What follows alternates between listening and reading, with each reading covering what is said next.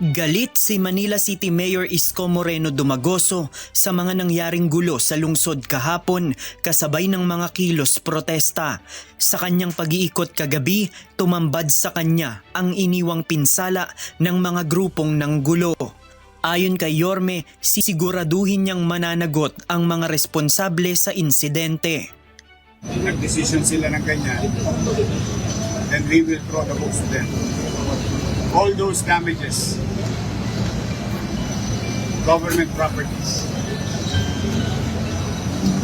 lahat ng na-apprehend will be charged. And I will make sure that they will pay the price. Criminal and civil, we will charge them. The city government of Manila will charge them on top of whatever the Philippine National Police will charge them.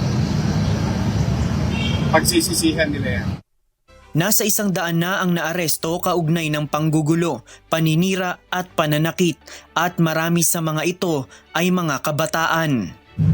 Kala ko ba gusto niyo ng gobyerno matino? Dapat yung sinira yung property ng gobyerno. Nagpasalamat naman ang alkalde sa mga pulis na nagpatupad ng anyay high tolerance sa rally bagamat ikinalulungkot niya na marami rin sa mga ito ang nasugatan. JP Nunez, UNTV, News and Rescue.